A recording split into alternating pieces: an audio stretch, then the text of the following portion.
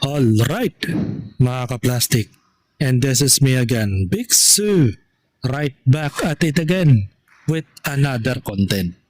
At isang viral na naman ang aking tatalakay ngayong araw na ito o gabi sa inyong lugar. At ang tatalakay po natin mga ka-plastic.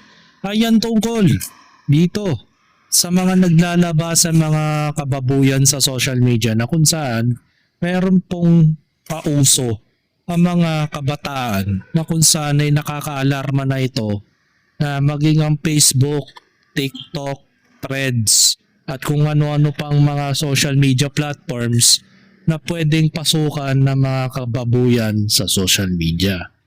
Bakit ko nasabing kababuyan? May mga nauuso ngayong tinatawag na matcha trend o yung matcha filter. Ano nga ba yung matcha, mga kaplastic? So bago tayo magtungo dyan sa tinatalakay natin video, ang matcha kasi ay familiar para sa akin. Pero hindi pa ako nakakatikim ng matcha. Sabi dito kasi, ang matcha ay isang pino ng pulbos ng berdeng tsaa galing sa dahon ng Camellia sinensis. Iba ito sa karaniwang tsaa. Baniinag ang mga tanim na mga 20 to 30 days bago anihin. Kaya tumataas ang chlorophyll at amino acid kaya matingkad ang berde nito. At may sarap na tinatawag na umami. Umami parang ano yan parang betchin. Pinapasingaw agad ang dahon para hindi masira. Tinatanggal ang ugat at ang ugat ng dahon. Tapos pinupukpok sa bato hanggang maging pulbos. Dahil iniinom mismo ang dinurog na dahon, mas marami kang makukuhang sustansya kumpara sa tinimplang tsaa na tinatapon ang dahon. Saan at kailan ito nagsisimula?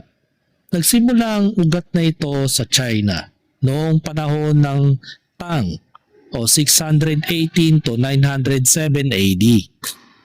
Kung saan ay ginagawang pulbos ang tsaa, mas umuunlad ito noong panahon ng Song noong 960 to 1279 AD bago tuluyang nawala ang ganyang paraan sa China. Sa taong 1191, dinala ang mongheng si Izai ang paraan ng paggawa ng pag-inom nito sa hapon. Dito pa ito ninilang. Natutunan nila ang tamang bubaniag at pagproseso lalo na sa lugar ng Uji, Kyoto, Japan, na hanggang ngayon ang pangunahing pangangailangan ng dekalidad na matcha. Ito yung larawan ng matcha mga kaplastik. Isa pala siyang uri ng tsaa na pinupulbos ng mga Chino na purong berde ang kulay, mga kaplastik. So paano napasok dito ang kababuyang content mga kaplastik? Simple lang yan mga ka-plastic, makakakita ka ng mga ganitong imahe sa social media. Yan na lamang neto.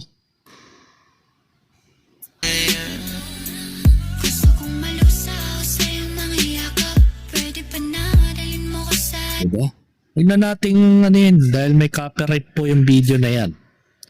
So dito tayo magtungo sa isang content creator na lubang naaalarma na rin sa mga video na ito.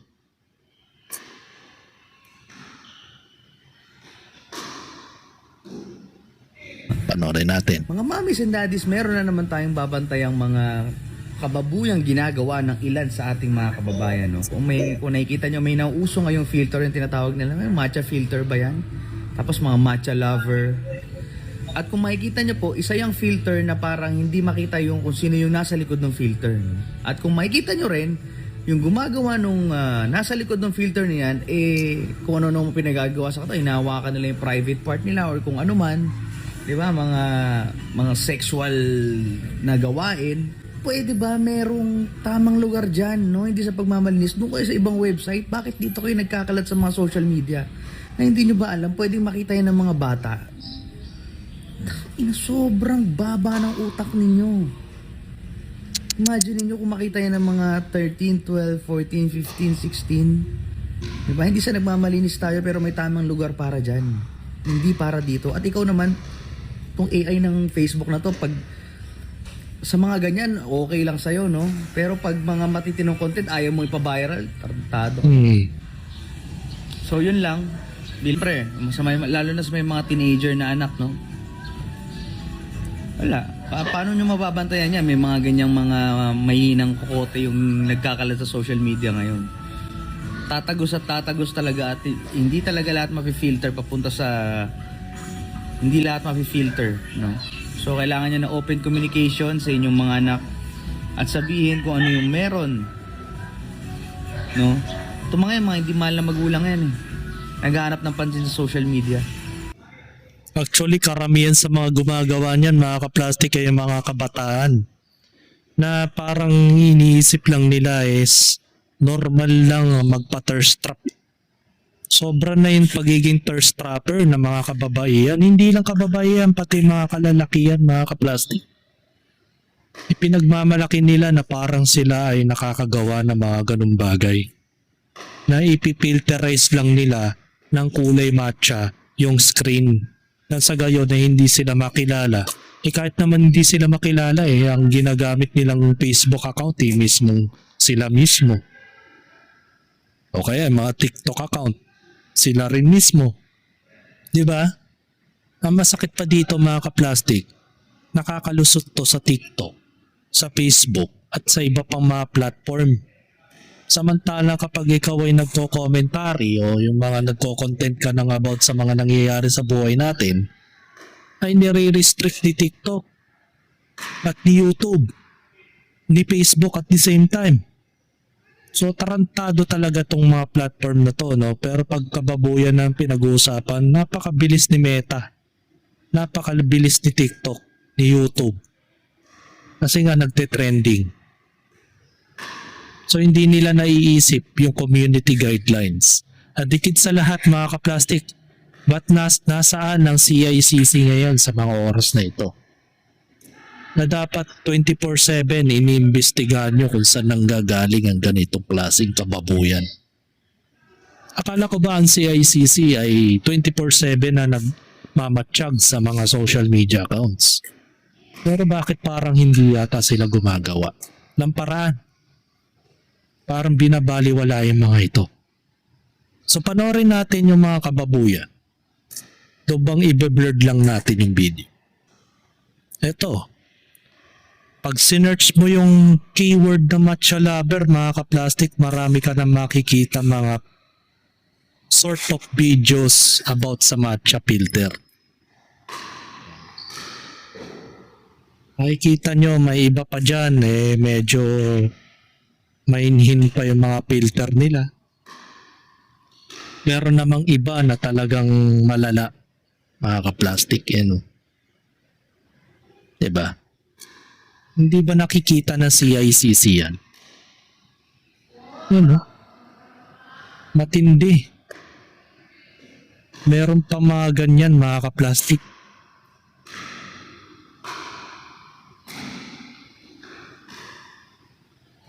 Diba? Facebook, nakakalusot yung mga ganitong content, mga kaplastik.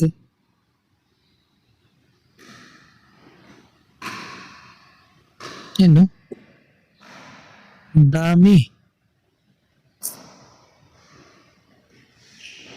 Kawawa ang Pilipinas.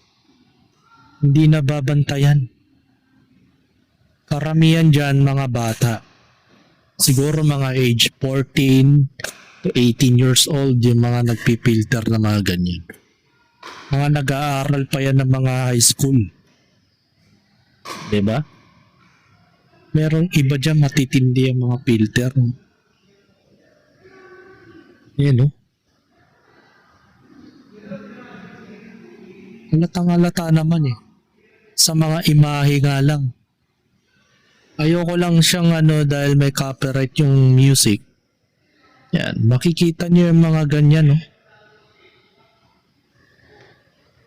Nagmimistulang Pornhub na ang ating Facebook, TikTok, at the same time nagkakaroon na ng ganyan. Matindi. Higit pa sa kababuyan, mga kapatid. Yan, may mga makikita kang ganyan.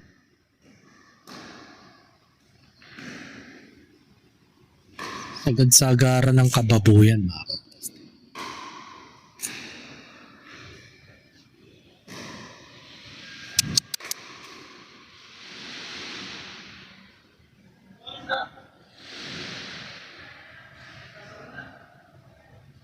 Grabe.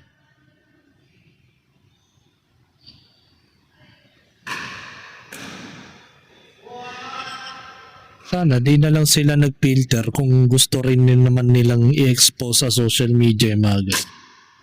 Yan, makikita nyo. Puro mga babae ang mga nagpo-post. Karamihan mga babae. Yan. Dami.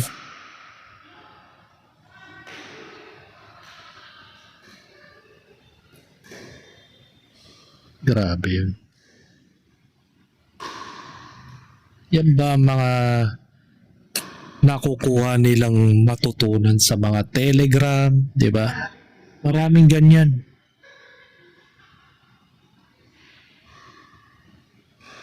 Grabe. Sa panahon ngayon, sila mismo, kaya nga sabi ng mga netizens hindi mo na kailangan pang bumisita o bumili ng magazine, ng mga Xerox o kung ano-ano pa. Tamang scroll ka na lang sa Facebook, sa TikTok, marami ka na makikita mga ganyang klaseng tao. Plastic. Sobrang nakakabahala. Yung matcha filtered na yan. Kung nababantayan ba nila yung mga anak nila, mga ka-plastic, na ganyan ang ginagawa pa kapag wala yung mga magulang nila. Diba? Grabe.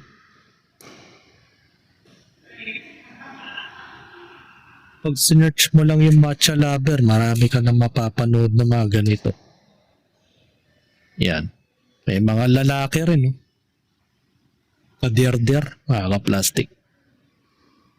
So ang akin lang naman dito, maging mapagmatsyag sana ang cybercrime group ng NBI, pati yung CICC. Kay Asik Aboy Paraiso, shoutout sa'yo. Na sana pa-take down nyo yung lahat ng mga ganitong klaseng filter. Diba? Huwag kayong tumutok sa mga online sugal. Tumutok din kayo sa ibang anggulo. Marami na kong nagkakalatan sa mga social media. Hindi nila naisip ang Facebook walang restriction. Walang age restriction sa Facebook. Kahit sa TikTok, mga ka-plastic. Kaya napapanood yan ng mga minor de edad, pati mga kabataan. Diba? Lubang nakakabahala ito kasi dumadami na tumataas na po ang AIDS o HIV dito sa Pilipinas. Pangalawa, dumadami na rin yung mga teenage pregnancy, mga ka-plastic, nang dahil sa mga ganitong klaseng content. Nakakala nila ay napakakwela o napaka-cool pala itong gawin. Pero hindi nila alam, sila rin mismo ang napapahamak. Sila rin ang nagbibigay ng sakit sa ulo ng buhay nila. Akala nila kasi ang pagtatalik ay parang laro lamang. Para bagang kinabukasan okay na kasi na-arouse na. Pero pag nagkaroon kayo ng obligasyon sa buhay at nakabuo kayo ng isang bata, doon mo lang marirealize na hindi mo na-enjoy ang pagiging bata mo. Manghihinayang ka sa sarili mo, sa kinabukasan mo, nang dahil lang sa ganitong klaseng content. Ginagawa niyong irresponsable yung sarili niyo. Diba? Nakakakita ka ng mga ganitong content na parang pinagmamalaki pa nila na yan ang ginagawa nila sa pang-araw-araw na buhay. At marami mga kabataan na nanonood na mga ganito. Nagiging normal na lang ang kababuyan kapag sila na ang gumagawa. At marami nang gumagawa. Kaya shoutout sa inyo sa mga ahensya ng gobyerno dyan. Alam ko naman hindi naman nila papansinin tong video na ito kasi sino ba naman ako na small vlogger lang na walang kakwenta-kwenta at walang bitaw para pagsabihan ko kayo mga na-aksyonan nitong mga problema na ito. Diba?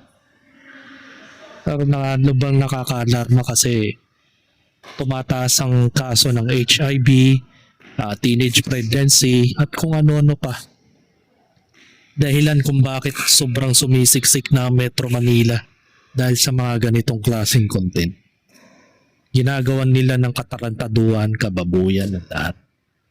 So hanggang dito na lang ang aking opinion and this is me again, Big Sue, lagi nagsasabing ang mga plastic ay matagal mabulok dahil ang mga plastic ay toxic. Kaya, what's up mga ka-plastic? And this is Gambit, commentary video ng video live stream. Signing out. Alright. Mga ka-plastic, kung nagustuhan nyo ang aking video, isubscribe nyo lang ang aking channel. At the same time, i-hit nyo rin ang notification bell at yung all para ma-notify kayo sa aking susunod ko pang video sa aking YouTube channel. Maraming salamat po mga ka-plastic.